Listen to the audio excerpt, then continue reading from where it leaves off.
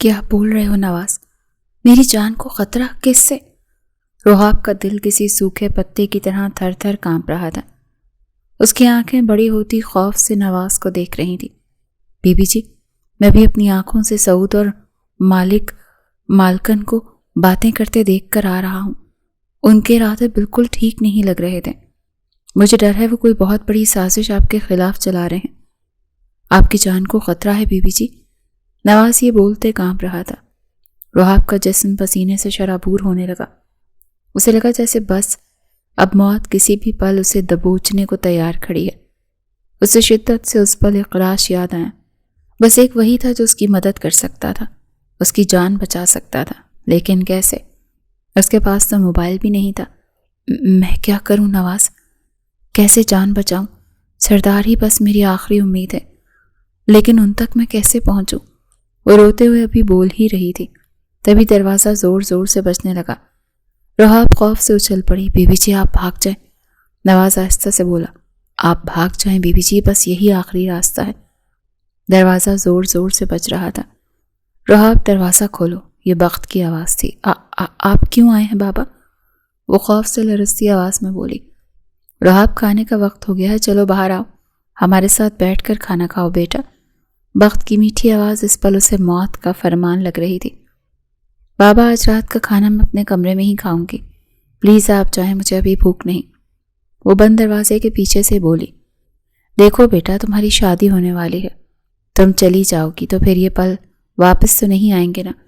چلو اپنی ماں اور بہن کے ساتھ بیٹھ کر کھانا کھاؤ۔ بخت کو بزد دیکھ کر وہ اب نم ڈری آنکھوں سے نواز کو دیکھنے لگی، جو خوف سے سر نہ میں ہلاتے اسے وارننگ دے رہا تھا کہ دروازہ نہ کھولنا۔ بخت اب دروازے کو زور زور سے ہلا رہا تھا، جس سے دروازہ کسی بھی پل ٹوٹ سکتا تھا۔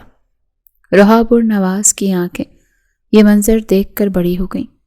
وہ ایک ایک قدم پیچھے لینے لگی۔ اسے خطرے کا اندازہ اچھے سے ہو گیا تھا اور اب وہ جلد سے جلد اس جہنم سے باہر نکلنا چاہتی تھی۔ نواز جلدی میرے ساتھ ان چاروں کو اچھے سے باندھو تاکہ یہ اتنی لمبی ہو سکیں کہ نیچے زمین تک پہنچے۔ روحاب نے گھبراہٹ پر قابو پاتے آہستہ سے کہا تاکہ اس کے بابا تک آواز نہ پہنچ سکے، بابا آپ جائیں، مجھے آج رات سردار کے لیے کچھ تیاریاں کرنی ہیں۔ پھر وہ دروازے کی طرف دیکھتی تیز آواز میں بولی، تم سردار سے شادی نہیں کر سکتی روحاب، میں نے کسی اور سے تمہاری شادی طے کر دی ہے۔ دروازہ کھولو تاکہ میں تمہیں اس کے بارے میں بتا سکوں۔ بخت نے غصے سے کہتے دروازے کو طاقت سے ہلایا۔ اسے اب روحاب پر غصہ آ رہا تھا جو اس کی بات ماننے سے مسلسل انکار کر رہی تھی۔ وہیں روحاب تو جیسے سن رہ گئی، تو اصل وجہ یہ تھی جو سازش اس کے خلاف رچائی جا رہی تھی۔ اسے حیرانی بالکل نہیں ہوئی، اندازہ تو تھا کہ وہ ضرور کچھ ایسا کریں گے جس سے شادی نہ ہو۔ اس نے نواز کو جلدی جلدی چادریں باندھنے کا اشارہ کیا اور پھر بخت کو باتوں میں الجھاتی بولی، میں صرف سردار سے شادی کروں گی بابا، رشتہ پہلے ہی منظور ہو گیا ہے۔ اس کی سانسیں پھولنے لگیں۔ یہ بات ابھی کسی کو پتہ نہیں ہے، اسی لیے تمہاری شادی اسی سے ہوگی جس کو میں نے پسند کیا ہے۔ چلو اب جلدی سے دروازہ کھولو۔ بخت پھنکارتا بولا، آپ جائیں پلیز، میں صرف سردار سے شادی کروں گی۔ روحاب کی یہ بات سن کر بخت نے دونوں ہاتھ دروازے پر مارنے شروع کر دیے۔ روحاب تم دروازہ کھول رہی ہو یا نہیں؟ میں پہلے ہی پریشان ہوں، مجھے مزید پریشان مت کرو۔ تمہیں اسی سے شادی کرنی ہوگی جس سے میں چاہوں گا۔ اگر تم نے دروازہ نہیں کھولا تو میں یہ دروازہ توڑ دوں گا۔ روحاب بھاگنے کی تیاری کر رہی تھی تو وہیں بخت زور زور سے دروازہ بجا رہا تھا۔ بی بی جی یہ ہو گیا۔ تبھی نواز چادروں کو پکڑے کھڑکی سے باہر پھینکتا بولا، جس سے روحاب آسانی سے بھاگ سکے۔ نواز کو اس کی اس طرح بھاگنے پر بہت فکر ہو رہی تھی، ساتھ اسے اپنی جان کی بھی فکر تھی۔ بی بی جی آرام سے، کہیں آپ گر نہ جائیں۔ نواز کا دل بیٹھنے لگا۔ ان لوگوں کے ہاتھ لگنے سے بہتر ہے میں یہاں سے گر کر مر جاؤں نواز۔ یہ بولتے وہ کھڑکی تک گئی اور نیچے دیکھنے لگی۔ اسے نیچے دیکھ کر چکر آنے لگے۔ وہیں بخت اب زور زور سے دھکے مارتے دروازے کو توڑنے کی کوشش میں تھا۔ وہ کسی بھی پل اندر آ سکتا تھا۔ یا اللہ میری حفاظت کر، میری مدد کر۔ آنکھوں کو زور سے بند کر کے کھولتی وہ ہمت جمع کرنے لگی۔ وہ اب پیچھے ہٹنے والی نہیں تھی۔ نواز تم میز کو اچھے سے پکڑ کر رکھنا، نہیں تو یہ میرا وزن نہیں سنبھال پائے گا۔ نواز کو سختی سے ہدایات کرتی وہ چادر کو پکڑتے نیچے اترنے لگی۔ وہیں نواز کو ڈر لگ رہا تھا کہ کہیں کھڑکی سے بھاگنے کی وجہ سے روحاب کو کچھ ہو گیا تو پورا الزام اسی پر نہ آ جائے۔ اس خیال سے وہ گھبراتے ہوئے بار بار دروازے کو پلٹ کر دیکھ رہا تھا۔ تبھی ماحول کی بگڑی صورتحال اور گھبراہٹ کی وجہ سے نواز کا ہاتھ میز پر ایک پل کو ڈھیلا ہوا تو ٹیبل گھسیٹتا ہوا کھڑکی کی طرف زور سے آیا۔ یہ سب اتنی جلدی ہوا کہ نواز کچھ سمجھ ہی نہ پایا۔ Be B G! نواز زور سے چلاتے ہوئے بھاگ کر کھڑکی کے پاس آیا اور جلدی سے میز کو پکڑ کر روحاب کو دیکھنے لگا۔ خوش قسمتی سے روحاب نے چادر کو مضبوطی سے پکڑ رکھا تھا، جس کی وجہ سے وہ زمین پر نہیں گری۔ اگر وہ سیدھی زمین پر گرتی تو شاید اس کی کمر یا ٹانگ ٹوٹ جاتی، اسے بہت چوٹ آتی۔ بی بی جی شکر ہے آپ ٹھیک ہے، مجھے معاف کر دیں، میں نے یہ جان بوجھ کر نہیں کیا۔ نواز نے نیچے دیکھتے روحاب سے کہا، تم ڈرپوک آدمی، خیال رکھنا چاہیے تھا۔ اس وقت روحاب بہت روڈ ہو گئی تھی۔ اس وقت اسے نواز سے زیادہ خود پر غصہ آ رہا تھا۔ اسے خود سوچنا چاہیے تھا کہ اس وقت نواز ڈرے گا کیوں نہیں۔ جو سنگین صورتحال اس وقت ہی کسی بھی زیرو کی جان نکالنے کے لیے کافی تھی۔ تبھی بخت دروازہ توڑ کر اندر آتا حیرانگی سے سامنے دیکھنے لگا جہاں صرف نواز کھڑا تھا۔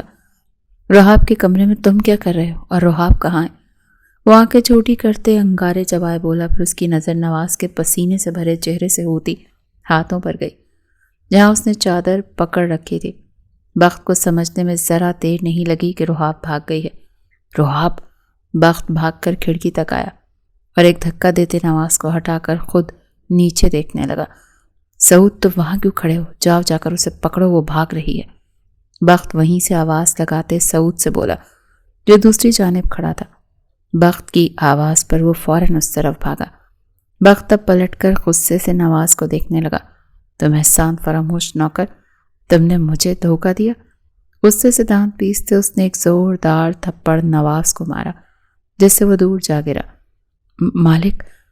مالک مجھے معاف کر دیں، جانے دیں مجھے۔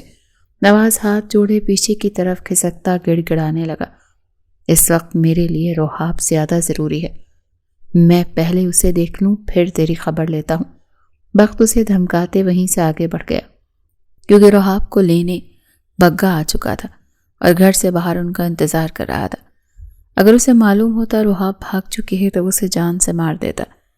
کھڑکی سے بھاگنے کی وجہ سے روحاب کو ہاتھ میں پکڑے چوٹیں آئی تھیں، لیکن وہ بنا درد کا احساس کیے بس بھاگ رہی تھی۔ اسے نہیں معلوم تھا کہ اس کے بابا آخر اس کے ساتھ کیا کرنے والے تھے۔ رات کے اندھیرے میں وہ دروازے کی طرف بھاگی۔ اس کے لمبے بال بکھر چکے تھے، دوپٹہ سر سے کاندھے پر ایک طرف جھول رہا تھا۔ بڑی آنکھوں میں خوف لیے وہ بنا پیچھے دیکھے آگے بڑھ رہی تھی۔ وہ دروازے تک پہنچی تھی جب اس نے ایک گاڑی کو دروازے کے باہر کھڑے دیکھا۔ اس کی روح فنا ہو گئی۔ وہ پلٹ کر دوسرے دروازے کی طرف بھاگی کہ شاید اس گاڑی میں وہی انسان تھا جس سے اس کا باپ روحاب کی شادی کروانا چاہتا تھا۔ یہ خیال سے بہت خوف زدہ تھا۔ تبھی سعود ایک طرف سے آتا اسے کمر سے پکڑ گیا۔ سامنے دور بگا اپنے ہاتھ میں خنجر گھماتا ہنس رہا تھا۔ سعود کو دیکھ کر اس کی آنکھیں دہشت سے پھیل گئیں۔ ارے کہاں بھاگ رہی ہو میری جان؟ اتنی بھی جلدی کیا ہے؟ ابھی تو تمہیں مجھے خوش کرنا ہے۔ سعود کی آواز سن کر اس کا جسم خوف سے کانپنے لگا تھا۔ چھوڑو مجھے جانے دو، یاد رکھو تمہیں اس کی بہت بھاری قیمت چکانی پڑے گی سعود۔ وہ روتے ہوئے طاقت سے چلاتی اس کی قید میں چھٹپٹانے لگی، لیکن سعود اس کی تڑپ پر رونے پر ہمیشہ کی طرح مسکرا رہا تھا۔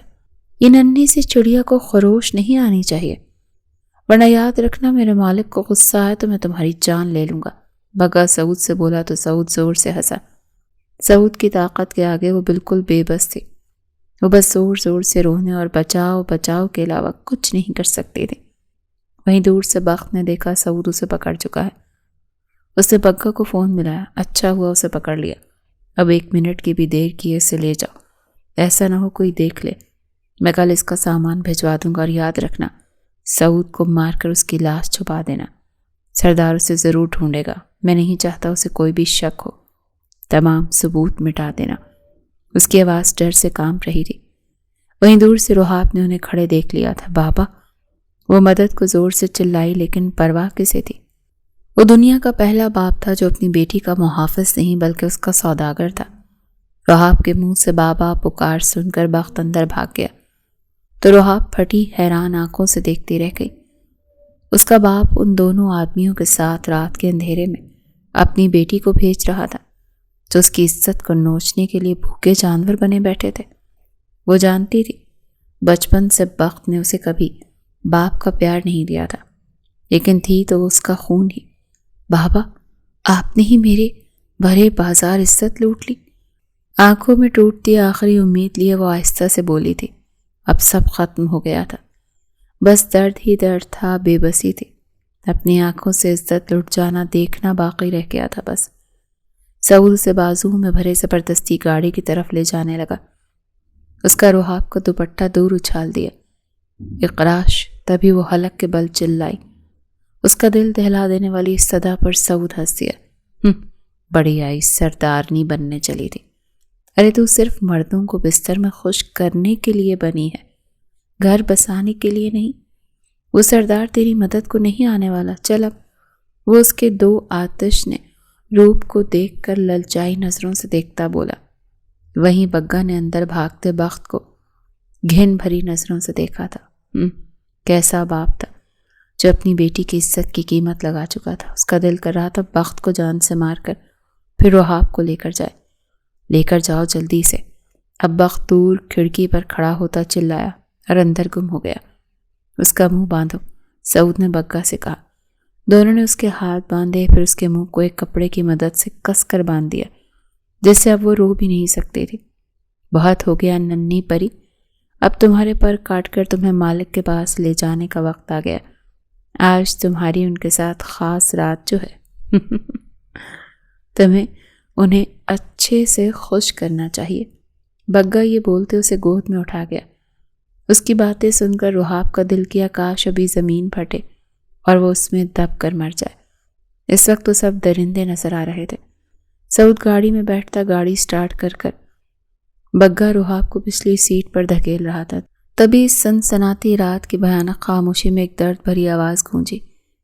اقراش کے تیز دھار بڑے سے چھرے نے پیچھے سے بگا کی گردن ایک پل میں اس کے جسم سے الگ کر دی۔ جیسے ہی یہ منظر رحاب کی آنکھوں نے دیکھا، وہ اتنی بڑی ہو گئیں کہ جیسے ابھی پھٹ جائیں گی۔ بگا کا خون اچھل کر اس کے منہ اور کپڑوں پر آیا تھا۔ اس کی زوردار چیخ منہ پر بندھی پٹی کی وجہ سے دبی رہ گئی۔ پھر سامنے اقراش تیز تیز سانسیں لیتا بگا کے سر کٹی لاش کو غصے سے دیکھ رہا تھا۔ اس کا چھرا اور ہاتھ خون سے بھرا تھا۔ پھر اس کی نظریں رحاب پر گئیں جو حیران بڑی آنکھوں سے اسے ہی دیکھ رہی تھی۔ اقراش نے آج تک اس کے سر کو بنا چادر کے ڈھکے نہیں دیکھا تھا، لیکن اس وقت وہ بنا کسی دوپٹے کے اس کے سامنے بندھی بے یار و مددگار پڑی تھی۔ اس کی آنکھوں میں چھلکتا درد اقراش کا خون کھولا گیا۔ اس نے جلدی سے اپنا کوٹ اتار کر اس کے جسم پر پھیلایا اور آہستہ سے اسے گاڑی سے باہر نکال گیا۔ اس کا دل یوں ہی بے چین نہیں ہوا تھا۔ اس کی چھٹی حس جو بار بار اسے خطرے کا سائن دے رہی تھی وہ یہی بات تھی جو وہ بستر سے اٹھ کر ایک نظر رحاب کو دیکھ کر تسلی کرنے کے لیے اتنی دور چلا آیا تھا کہ وہ ٹھیک ہے یا نہیں، لیکن سامنے کا منظر دیکھ کر جیسے اس کی ساری قوت برداشت جواب دے گئی تھی۔ وہ اب رحاب کو لے کر کسی پر بھروسہ نہیں کر سکتا تھا۔ اس نے رحاب کا ہاتھ منہ کھولا اور اسے اپنے ساتھ لے جانے کو پلٹا۔ اس وقت رحاب کے ہوش پوری طرح کھو چکے تھے۔ اسے کچھ سمجھ نہیں آ رہا تھا، وہ بس اقراش کے ساتھ خاموشی سے چل رہی تھی۔ سردار، اقراش، تم اس لڑکی کو نہیں لے جا سکتے، یہ میری ملکیت۔ سعود اس کے راستے میں آتا اتنا بولا ہی تھا جب اقراش کا چھرے والا ہاتھ گھوما اور اس کی بھی گردن دھڑ سے الگ کر گیا۔ اس وقت اقراش کا چہرہ خون سے بھرا بہت ڈراؤنا لگ رہا تھا۔ اس کی آنکھوں میں کوئی احساس، کوئی رحم نہیں تھا۔ اس نے پلٹ کر ایک نظر رحاب کو دیکھا جو صدمے سے بھری آنکھیں لیے اسے ہی دیکھ رہی تھی۔ تبھی وہ آگے بڑھی اور اس کے سینے سے لگ گئی۔ وہ اس وقت اتنا ڈری ہوئی تھی کہ اسے کچھ سمجھ نہیں آ رہا تھا۔ اس وقت اقراش کا آنا اس کی عزت بچانا کسی فرشتے سے کم نہیں لگ رہا تھا۔ تم ٹھیک ہو؟ اقراش نے اس کے وائبریٹ کرتے وجود کو مضبوطی سے تھام کر پوچھا۔ اس کا دل تیز تیز دھڑک رہا تھا۔ اگر ایک پل کی بھی دیر ہو جاتی تو رحاب کے ساتھ کیا کچھ نہیں ہو سکتا تھا، یہ سوچ کر ہی اس کا دل جیسے ڈوب رہا تھا۔ رحاب اب دھاڑے مار کر اس کے سینے سے لگی رو رہی تھی۔ اقراش اس کی حالت سمجھ سکتا تھا۔ اس کے مضبوط ہاتھوں نے اسے سہارا دیا تاکہ وہ کھل کر اندر کا سارا غم باہر نکال سکے۔ روحاب سب ٹھیک ہے، میں ہوں نا، دیکھو کچھ نہیں ہوا، اسے خود سے لگائے ضبط سے بولا، پھر گاڑی کی سیٹ پر بٹھاتا خود اس کے پاس آ کر بیٹھ گیا۔ رو رو کر روحاب کی آنکھیں لال ہوتی سوج گئی تھیں۔ اقراش نے اس کے چہرے پر آئے بال پیچھے کیے اور اس کا چہرہ تھام کر آنکھوں میں دیکھنے لگا۔ سردار سب ختم ہو گیا، سب کچھ میرے اپنوں نے ہی میری عزت کی بولی لگا دی۔ میں تو آپ سے نظریں ملانے کے قابل بھی نہیں رہی۔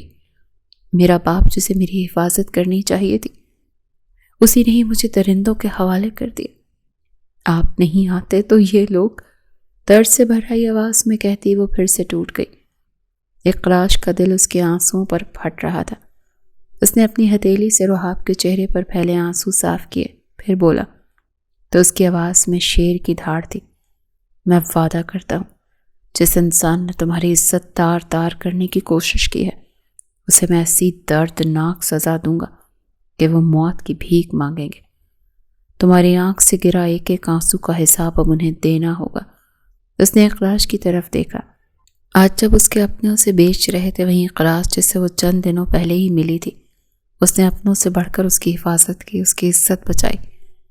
ایک وقت میں روحاب خود کو خوش نصیب اور بد نصیب دونوں مان رہی تھی۔ شادی کرو گی مجھ سے؟ اس کے اچانک سوال پر روحاب کی روتی آنکھیں حیرانی سے اسے دیکھنے لگی۔ ہاں روحاب، میں اب تمہارے معاملے میں کسی پر یقین نہیں کر سکتا۔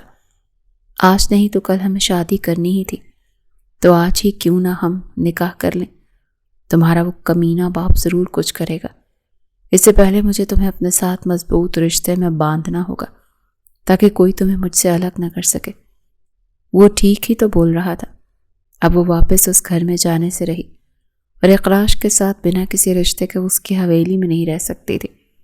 اتنی رات کو نکاح پر کیسے؟ وہ معصومیت سے بولی۔ تمہیں پریشان ہونے کی ضرورت نہیں۔ آج اور ابھی سے سب بھول جاؤ، بس اپنی آنے والی نئی زندگی کے لیے اچھا سوچو۔ میں ہوں نہ پیچھے، جس کسی نے بھی یہ سب کیا ہے میں اس سے نمٹ لوں گا۔ اقراش نے بہت پیار سے اس کے گال کو اپنے ہاتھ کی پشت سے سہلایا۔ ٹھیک ہے، میں شادی کے لیے تیار ہوں سردار۔ روحاب اقراش کا ساتھ پا کر کچھ دیر پہلے کی بیتی قیامت کے اثر سے تھوڑا سا باہر نکلی تھی۔ اقراش مسکرایا۔ سردار نہیں، اقراش، اسے اپنے نام پر زور دیتے روحاب کو باور کروایا۔ روحاب نے سر جھکا لیا۔ مجھے معاف کر دیں، میرے لیے آپ کو نام سے پکارنا تھوڑا مشکل ہے۔ آپ اتنے بڑے انسان ہیں، آپ کا ایک رتبہ ہے، لیکن اس انسان کے ساتھ اب تمہاری شادی ہونے والی ہے۔ مجھ سے جڑ کر تمہارا رتبہ بھی بڑھے گا، اسی لیے میں نہیں چاہتا کہ میری بیوی مجھے باقی عام لوگوں کی طرح پکارے۔ اب اگر تم نے مجھے میرے نام سے نہیں پکارا تو تمہیں اس کی سزا ملے گی۔ وہ تھوڑی شرارت سے بولا، جس پر روحاب آنکھوں میں آنسو لیے ہنستی، اور وہیں اس کے ہنسنے پر اقراش کا دل ہلکا پھلکا سا ہو گیا۔ تم نے جتنی تکلیف اٹھانی تھی اٹھا لی، جتنا درد برداشت کرنا تھا کر لیا۔ اب سے میں وعدہ کرتا ہوں تمہاری زندگی خوشیوں سے بھر دوں گا۔ دل میں روحاب سے خاموش وعدہ کرتا وہ گاڑی سٹارٹ کیے آگے بڑھ گیا۔ کیا ہوا؟ آپ نے اسے سعود کے ہاتھ بھیج دیا؟ بخت جیسے کمرے میں آیا زرمینہ اور باہر بھاگ کر آتی گھبرائے لہجے میں پوچھنے لگی۔ ہاں بھیج تو دیا ہے، لیکن پتہ نہیں کیوں مجھے بہت ڈر لگ رہا ہے۔ بس وہ جلد سے جلد اس خٹک خان کے پاس پہنچ جائے تاکہ اس سے ہماری جان چھوٹے، اور پھر سردار کو بھی تو مطمئن کرنا ہوگا کہ اس کی ہونے والی بیوی کیسے اپنے عاشق کے ساتھ بھاگی ہے۔ بخت خان نے بے چینی سے پہلو بدلتا بیوی سے بولا، پھر کچھ سوچ کر اس نے نواز کو اپنے کمرے میں بلوایا جو ڈر اور خوف سے کانپ رہا تھا۔ مالک، مجھے معاف کر دیں، مجھے معاف کر دیں۔ بی بی جی نے مجھے دھوکے سے کمرے میں بلوایا تھا، مجھے نہیں پتا تھا وہ بھاگنے کی تیاری کر رہی ہیں۔ وہ آتے ہی اپنے بچاؤ کے لیے بخت کے قدموں میں گرا گڑ گڑانے لگا۔ بخت نے زوردار لات اسے ماری۔ نمک حرام، میرا کھاتا ہے اور مدد کسی اور کی کرتا ہے۔ میں سب جانتا ہوں کہ تو نے اسے بھاگنے میں مدد کی، لیکن اب اگر تو نے اپنا منہ کھولا اور میری بات نہ مانی تو میں تیری بوڑھی ماں کو جان سے مار دوں گا۔ بخت اسے گردن سے پکڑ کر اٹھاتا بولا، نہیں مالک، میری ماں کو کچھ مت کرنا، آپ جو کہو گے، جیسا کہو گے میں کروں گا۔ نواز اس کے سامنے ہاتھ جوڑتے بھیک مانگنے لگا. ٹھیک ہے، کل جب سب کو رحاب کے جانے کا پتہ چلے گا تو تم سب کو یہی گواہی دینا کہ وہ سعود اپنے عاشق کے ساتھ بھاگی ہے. تم نے خود اس کی محبت بھرے نظارے چھپ کر سعود کے ساتھ دیکھے اور بھاگتے ہوئے بھی. تم اس کے وہاں موجود تھے. بخت نے سخت آواز میں کہا تو نواز اس کی بات پر سن رہ گیا. پھر شرم سے سر جھکا گیا. اسے اپنی ماں کی جان کی قیمت اپنا ایمان بیچ کر چکانی تھی.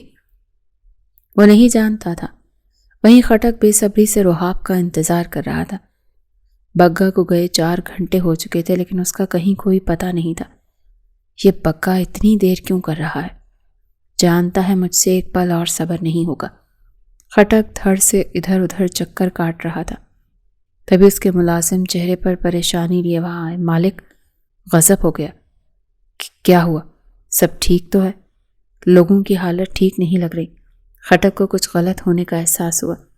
تبھی اس کے نوکر اسے باہر چلنے کا اشارہ کرتے چلے گئے. خٹک پریشان قدموں سے حویلی کے جیسے ہی باہر آیا سامنے بگا کی سرکٹی لاش دیکھ کر وہ حیرانی سے گرنے لگا. جیسے جلدی سے ملازم نے سنبھالا. بگا بگا خٹک زور زور سے چلا رہا تھا. کس نے کیا ہے یہ بتاؤ. میں اس انسان کو آج زندہ نہیں چھوڑوں گا. میری گاڑی نکالو. اس کا جواب اب بخت دے گا. آنکھوں میں انگارے لیے وہ اس وقت ہوش میں نہیں لگ رہا تھا.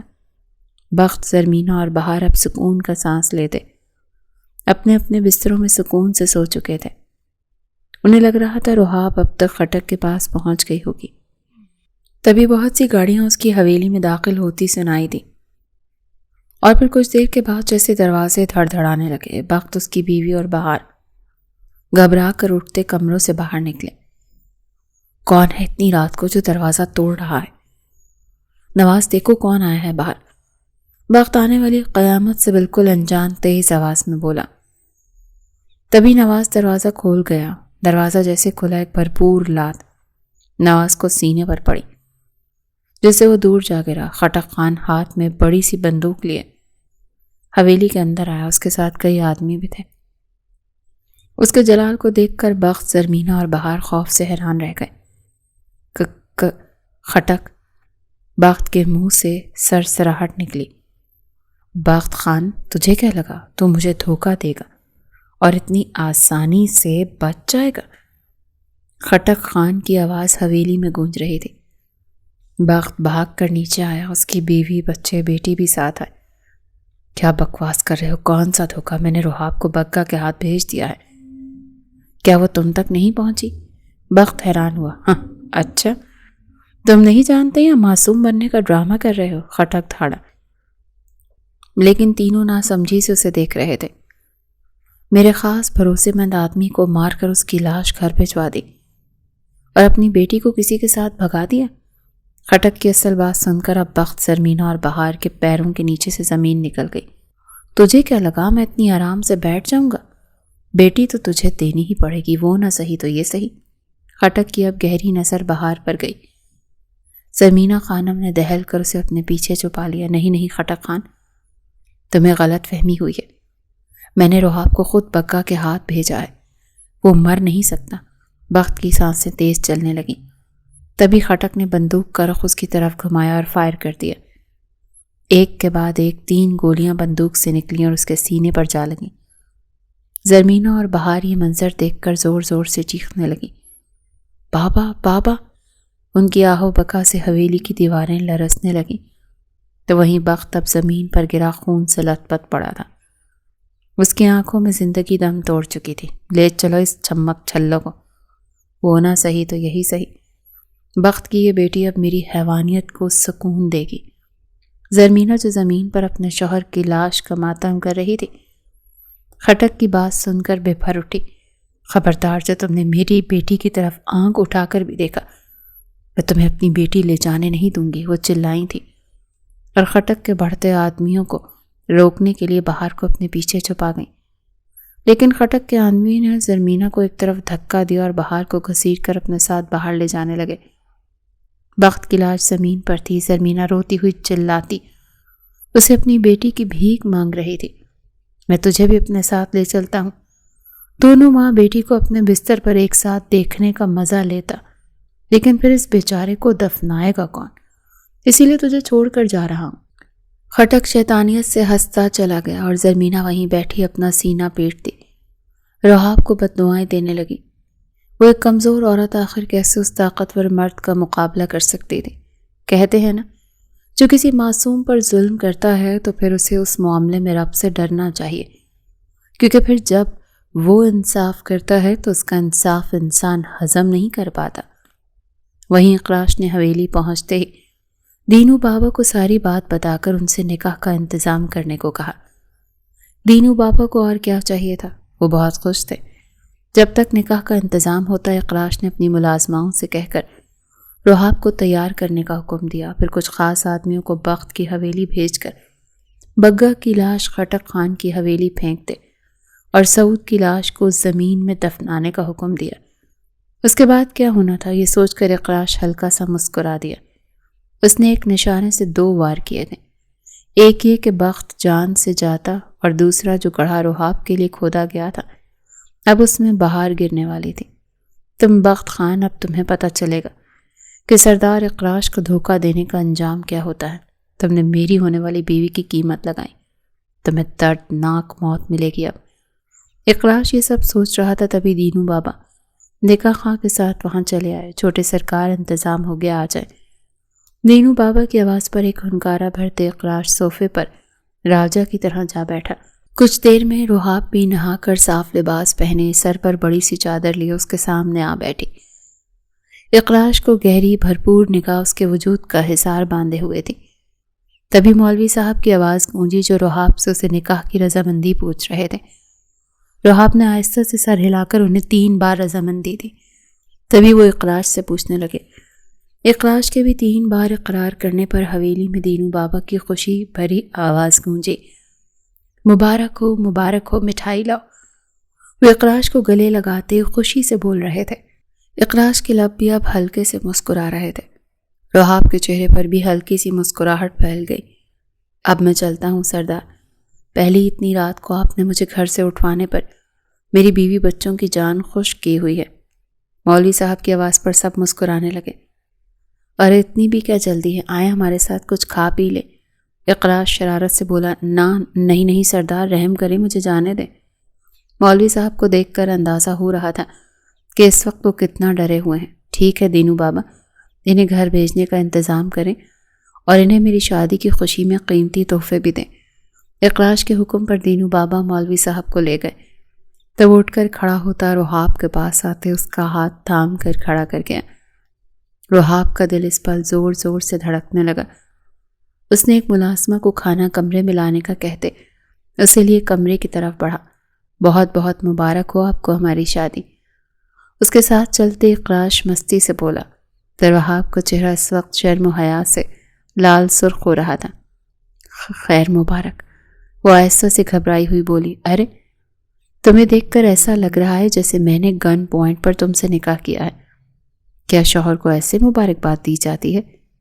اس کی شرارت پر رحاب ہکی بکی سی رہ گئی۔ میں سمجھی نہیں۔ اچھا، اور جو حویلی میں جپھیاں ڈالی جا رہی تھی وہ کیا تھا؟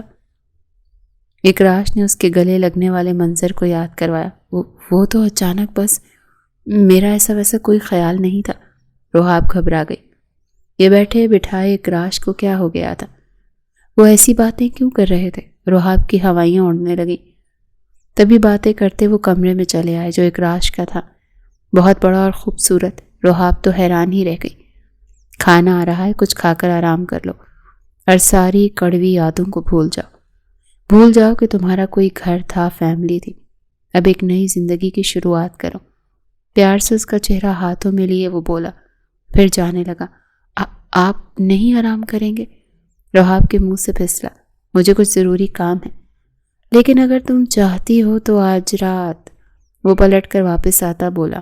تبھی رحاب نے اس کے دروازے کی طرف گھما دیا۔ نہیں، آپ کام کریں، شب بخیر۔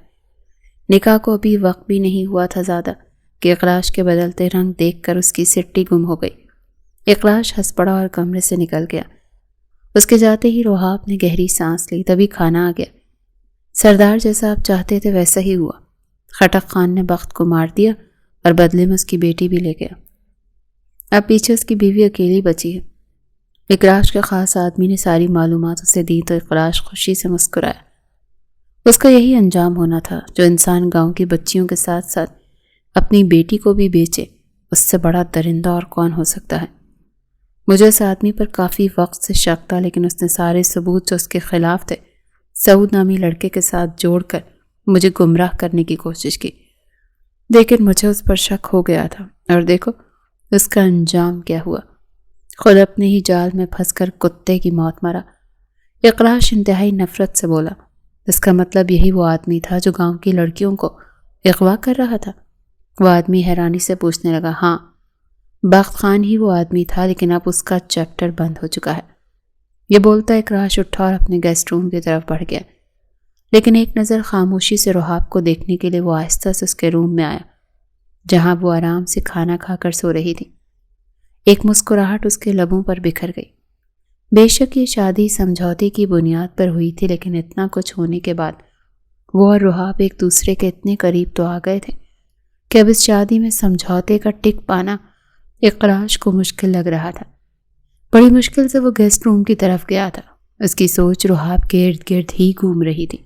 دوسری طرف سرمینا نے نواز کے ساتھ مل کر بخت کو رات کے اندھیرے میں دفنایا، جو اس کے کام تھے۔ اسے دیکھتے اس کے خاندان سے کوئی بھی اس کی موت پر آنے والا نہیں تھا۔ اب اس کا کوئی نہیں بچا تھا۔ بیٹی کو خٹک لے جا چکا تھا، شوہر مر چکا تھا۔ اتنی بڑی حویلی کا اب اس نے کیا کرنا تھا؟ وہ یہاں رہتی تو لوگوں کے طعنوں اور تنقیدوں کا ہی نشانہ بنتے۔ اسی لیے اس نے سوچا وہ اس حویلی کو بیچ دے گی اور اپنے بھائی کے پاس شہر چلی جائے گی۔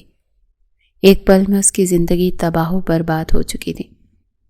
اگلی صبح رحاب کی آواز دروازے کی دستک سے کھلی۔ رحاب، رحاب! اقراش دروازے پر کھڑا تھا۔ وہ جیسے اندر آیا، رحاب جلدی سے بستر سے اٹھتی کھڑی ہو گئی۔ ارے بیٹھی رہو، میں سمجھا تم اٹھ گئی ہوگی تو میں چلا آیا، وہ یہ کہتا اب جانے لگا۔ جب رحاب کی آواز پر رک گیا، میں بس اٹھی گئی تھی، آپ آئیں، بیٹھیں۔ رحاب کی گھبراہٹ دیکھ کر اقراش کے لب شرارت سے مسکرائے۔ میں بس اتنا کہنے آیا تھا کہ تم تیار ہو کر ناشتے کے لیے نیچے آؤ۔ ماں بیگم اور بابا جان تک میرے نکاح کی خبر پہنچ گئی ہے، وہ کسی بھی وقت یہاں پہنچتے ہوں گے۔ اقراش کی بات پر رحاب کی آنکھیں بڑی ہو گئیں۔ کیا ماں بیگم اور بڑے سردار؟ ہاں، انہیں تو آنا ہی تھا۔ تم تو ایسے ڈر رہی ہو جیسے وہ کوئی بھوت ہو۔ اصل میں ڈرنا تمہیں مجھ سے چاہیے، جبکہ تم نے تو میرے ساتھ شادی کر کے دل گردے کا کام کیا ہے۔ اقراش کی شرارت بھری باتیں ایک بار پھر شروع ہو گئیں تو ناراضگی سے بولی، آپ پھر شروع ہو گئے؟ چلیں اٹھے نیچے جائیں، میں تیار ہو کر آئی۔ وہ پلٹ کر باتھ روم میں چلی گئی۔ جب اقراش ہنستا ہوا باہر نکلا اور ایک ملازمہ کے ہاتھ سے اس نے رحاب کی ضرورت کا تمام سامان بھیجا۔ ملازمہ اس کے لیے نہ صرف بہت خوبصورت پیروں کو چھوتی کامدار فراک لائی تھی، بلکہ چوڑیاں، جولری، خصے، میک اپ اور سارا سامان بھی ساتھ لائی تھی، جسے دیکھ کر وہ حیران رہ گئی۔ سردارنی، یہ سب سامان آپ کے لیے سردار نے بھیجا ہے، آ جائیں میں آپ کو تیار کر دوں۔ وہ ملازمہ بہت احترام سے بولی، نہیں تم جاؤ، میں خود کر لوں گی۔ رحاب نے اسے بھیج دیا اور خود اچھے سے تیار ہوتی وہاں آ گئی۔ اقراش تو اسے دیکھتا ہی رہ گیا۔ آج اس کی پسند کی ہر ایک چیز میں ڈھلی بہت خوبصورت لگ رہی تھی۔ دینو بابا اقراش کو دیکھ کر مسکرا دیے، جس طرح وہ رحاب کو دیکھ رہا تھا۔ انہیں وہ وقت یاد آیا جب شادی کے نام پر اقراش کہتا تھا کہ شادی کرنے سے اچھا ہے میں چھت سے کود کر مر جاؤں۔ یہ سوچ کر وہ مسکرا دیے۔ اب کہاں وہ رحاب اور شادی کو لے کر اتنا ایکسائٹڈ نظر آ رہا تھا کہ اس نے اپنی پسند سے رحاب کے لیے ایک ایک چیز لی تھی۔ انہیں یہ سب خواب لگ رہا تھا کہ ان کے سردار میں بدلاؤ آ رہا ہے، وہ بھی ایک لڑکی کے لیے۔ وہ اب نہ صرف مسکرانے لگا تھا بلکہ بہت زیادہ بولنے بھی لگا تھا۔ دونوں نے بہت خوشگوار ماحول میں کھانا کھایا۔ اس کے بعد اقراش ضروری کام سے باہر چلا گیا تو رحاب دینو بابا کے ساتھ باتیں کرنے لگی۔ زرمینہ اجڑی حالت میں تنہا اپنے کمرے میں بیٹھی دیواروں کو خالی نظروں سے دیکھ رہی تھی۔ تبھی انوار آیا۔ مالکن سردار آئے ہیں۔ سردار؟ وہ اب یہاں کیوں آئے ہیں؟ جا کر کہہ دو ان کی ہونے والی بیوی بھاگ گئی، اب یہاں کچھ نہیں ہے۔ زرمینہ نفرت سے چلائی، مالکن وہ آپ سے ملنے آئے ہیں۔ مجھ سے ملنے نہیں بلکہ وہ میرے جلے پر نمک چھڑکنے آئے ہیں۔ ٹھیک ہے بٹھاؤ انہیں، میں آتی ہوں۔ بہت غصے سے کہتی وہ کھڑی ہوئی اور اس سے ملنے چل دی۔ خوش آمدید سردار، اندر آتی وہ آنکھوں میں آنسو لیے دکھ سے بولی، بخت نہیں رہے سردار، اس کٹک خان نے میرے شوہر کو کل رات میری آنکھوں کے سامنے مار دیا، اور میری بیٹی بہار۔ یہ بولتے وہ منہ پر چادر رکھ دے پھوٹ پھوٹ کر رو دی۔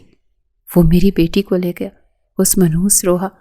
ابھی وہ اتنا ہی بولی تھی جب اقراش کی گرج دار دھاڑ نکلی، خبردار زرمینہ خانم، خبردار جو میری بیوی کے لیے ایک غلط لفظ بولا تو میں ابھی تمہاری گردن اسی طرح جسم سے الگ کر دوں گا جس طرح کل رات ان درندوں کا کیا، جس نے میری بیوی کو ہاتھ لگانے، اس پر بری نظر ڈالنے کی کوشش کی۔ اقراش کی بات پر زرمینہ خانم کا تو کلیجہ منہ کو آ گیا۔ اس کا مطلب سعود اور بگا کو کل رات مارنے والے سردار تھے، اور بیوی، یہ بیوی کس کو کہہ رہے ہیں؟ سردار نے شادی کر لی؟ زرمینہ دل میں سوچنے لگی، تمہیں کیا لگتا ہے میری پیٹھ پیچھے تمہارا شوہر چالیں چلے گا تو مجھے پتہ نہیں چلے گا؟ بے وقوف سمجھ رکھا ہے مجھے۔ ایک ایک بات کی خبر تھی زرمینہ خانم، اور میں نے وہی چالیں الٹی تمہارے اوپر چل دیں۔ جس کے ہاتھ تم رحاب کو بیچ رہی تھی اس کے ہاتھ میں نے تمہاری بیٹی کی قیمت لگائی، اور پھر تمہارے شوہر کو بھی میں نے مروایا۔ اقراش کے منہ سے سچ سن کر زرمینہ خانم کے تو ہوش اڑ گئے۔ سردار، آپ نے یہ سب کیا، آپ نے ہمیں برباد کر دیا۔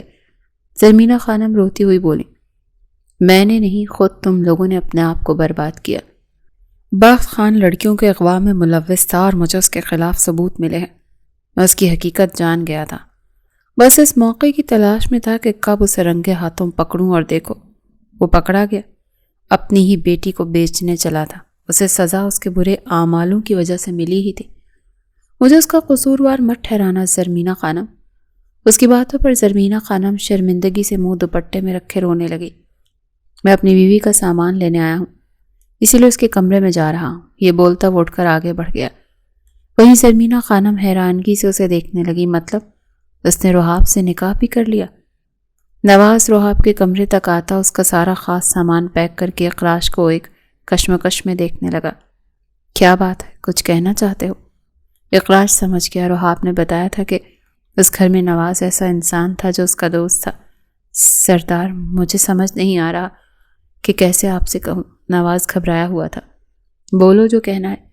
بی بی جی کیسی ہیں؟ کل رات ان کے ساتھ بہت غلط ہوا۔ یہ بولتے اس کی آنکھ میں آنسو تھے۔ وہ بالکل ٹھیک ہے نواز، مجھے افسوس ہے، اس نے بھی اس کی مدد نہیں کی۔ میں کمزور انسان ہوں سردار، میں کیسے ان طاقتور فرعونوں سے لڑ سکتا تھا؟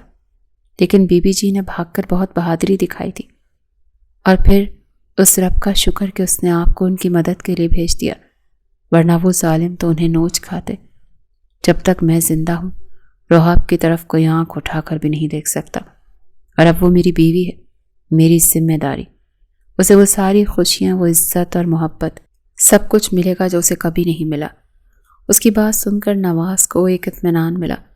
اقراش رحاب کا سامان گاڑی میں رکھواتے حویلی کو دیکھتا بولا، میں زہر سے تو نہیں مر سکتا، لیکن یہاں آنے پر جو کھجلی مجھے شروع ہوئی ہے اس سے میں ضرور مر جاؤں گا۔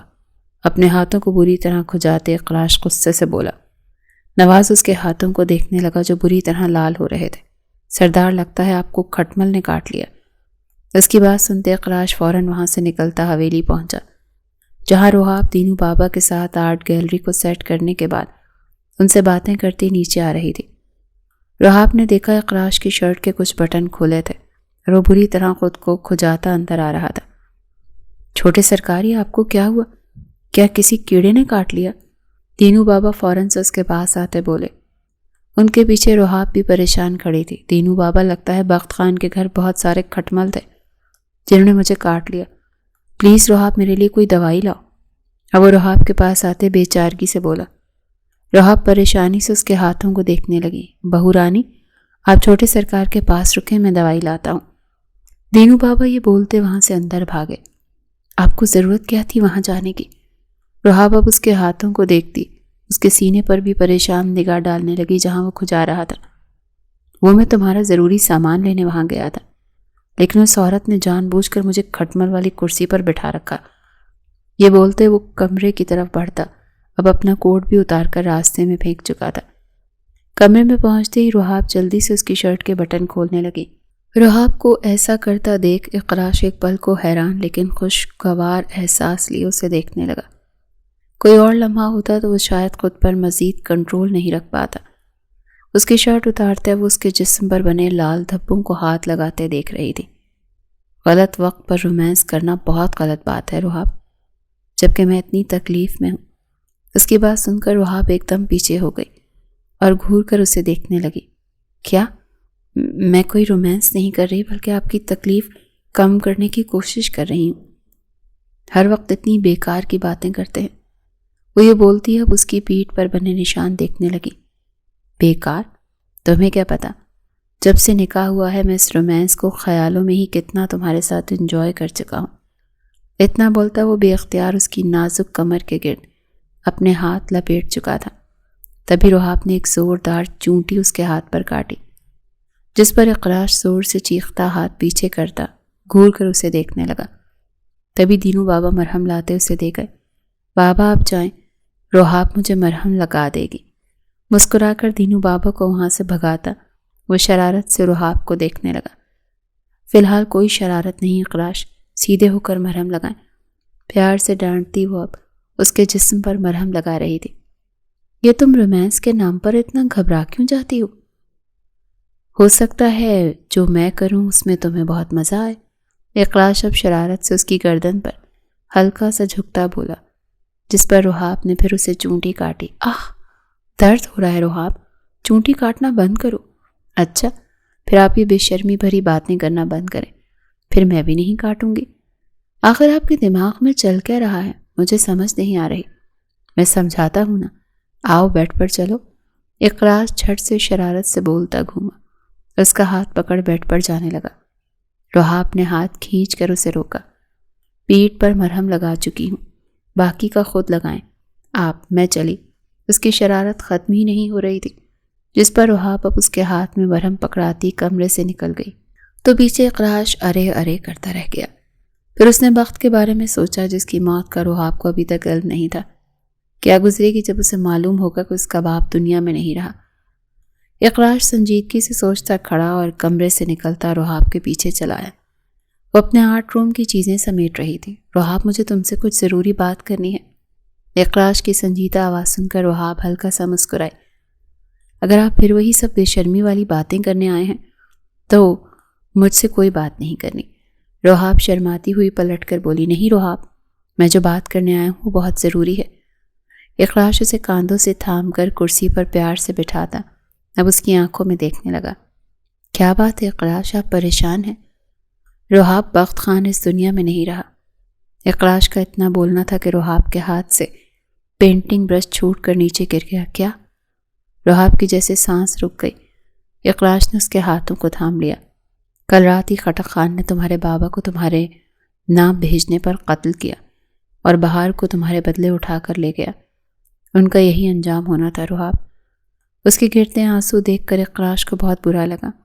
اس نے رحاب کو خود سے لگایا۔ وہ گاؤں کی لڑکیوں کے اغوا کے جرم میں ملوث تھے رحاب۔ انہوں نے لڑکیوں کو خٹک اور دوسرے آدمیوں کو لڑکیاں بیچی۔ وہ ایک مجرم تھے، ان کے ساتھ یہی ہونا تھا۔ اقراش بہت پیار سے اس کی پیٹھ سہلاتے بول رہا تھا، میں جانتی ہوں اقراش وہ گنہگار تھے، انہیں سزا ملنی تھی۔ افسوس اس بات کا ہے کہ انہوں نے اس گناہ میں اپنی بیٹی تک کو بھی نہیں بخشا۔ وہ پیسے کی لالچ میں اتنے اندھے ہو چکے تھے کہ اچھا برا سب بھول گئے۔ رحاب کے گرتے آنسو اقراش کی شرٹ بھگونے لگے۔ تب اس نے جھک کر بے اختیار اپنی پہلی محبت کی نشانی اس کے ماتھے پر ثبت کی۔ بھول جاؤ رحاب، جو کچھ برا ہوا، اب ہم اپنی نئی زندگی کی شروعات کریں گے۔ میں نہیں چاہتا تم پرانی یادوں کو یاد کر کے روتی رہو۔ اقراش نے اسے سمجھایا۔ چلو میں تمہیں حویلی دکھاتا ہوں۔ اس کے چہرے کی اداسی دور کرنے کے لیے اقراش چہک کر بولا۔ رحاب بھی آنسو صاف کرتی اس کے ساتھ چل پڑی۔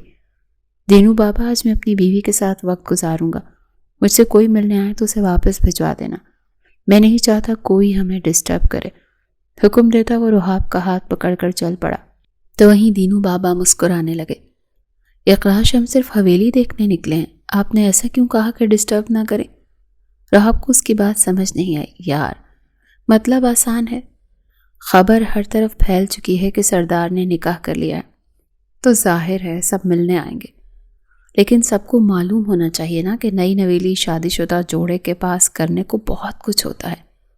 میرا مطلب ہے باتیں پیار بھری، رومانٹک یا پھر رومانس۔ اقراش کی شرارت بھری رگ پھر سے پھڑکنے لگی تو رحاب کی آنکھیں پھیل گئیں۔ آپ مجھ سے یہ سب باتیں کرنے یہاں لائے ہیں؟ اس کی ناراضگی دیکھ کر اقراش ہنسی۔ وہ اب ساری زندگی اسے ایسے پریشان کرنے والا تھا۔ نکاح سے پہلے تک اس نے رحاب سے جتنی باتیں شادی کو لے کر کی تھی وہ ایک طرف، لیکن جب اس نے نکاح پر سائن کیا اس نے خود سے یہ وعدہ کر لیا تھا کہ وہ اس رشتے کو دل سے نبھائے گا۔ اسے وہ محبت، حق، وہ سب کچھ دے گا جو ایک بیوی کا ہوتا ہے۔ اس سے ساری زندگی وفا کرے گا، اسے کبھی تنہا یا مایوس نہیں کرے گا۔ سردار، اماں بیگم اور بڑے سردار آئے ہیں، جلدی چلیں۔ ابھی وہ باتیں کر رہے تھے جب دینو بابا ہانپتے ہوئے وہاں آتے بولے۔ رحاب نے حیرانی سے پلٹ کر اقراش کو دیکھا۔ مطلب اس کے ساس سسر آئے تھے؟ کیا ہوگا اب جب وہ ان سے ملے گی؟ رحاب کا دل چھوٹا سا ہوتا اقراش کو دیکھنے لگا جب اس نے رحاب کا ہاتھ مضبوطی سے تھام لیا۔ پریشان مت ہو، میں ہوں نا تمہارے ساتھ، مسکرا کر کہتا وہ اندر کی طرف لیے اسے بڑھ گیا، جہاں اماں بیگم چہرے پر ڈھیروں سختی لیے بیٹھی تھی تو سردار ایک دیوار پر لگی رحاب کے ہاتھ کی پینٹنگ دیکھ رہے تھے۔ سلام بابا جان، اماں بیگم۔ اقراش کی بھاری آواز پر سردار التمش نے پلٹ کر دونوں کو دیکھا، لیکن اماں بیگم یوں ہی تنی گردن سے بیٹھی رہی۔ جیتے رہو میرے جوان، رات ہی رات میں بازی مار لی۔ جب ہم کہتے تھے شادی کا تو آنکھوں میں آنکھیں ڈال کر منہ پر منع کرتے تھے، اور اب چپکے سے اتنی پیاری لڑکی سے نکاح کر لیا۔ ہم کو بھی نکاح میں شامل کر لیتے یار، دعائیں ہی دے دیتے۔ سردار التمش خوشگوار احساس لیے اسے سینے سے لگائے بولے، پھر رحاب کے سر پر ہاتھ رکھتے کئی نوٹ جیب سے نکال کر اس پر وار دیے۔ بابا جان، بس حالات کچھ ایسے بن گئے تھے کہ مجھے جلد بازی میں نکاح کرنا پڑا، میں آپ کو سب بات میں بتاؤں گا، التمش سے کہتا پھر وہ ماں کی طرف بڑھا۔ بس اقراش، رہنے دو، تم نے ہمیشہ اپنے دل کی ہے، میرے کتنے خواب تھے تمہاری خوشیوں کو لے کر، تم نے ایک تو شادی سے انکار کر کے ہمیشہ میرا دل دکھایا، پھر اچانک راتوں رات نکاح کر لیا۔ اماں بیگم غصے سے بولی۔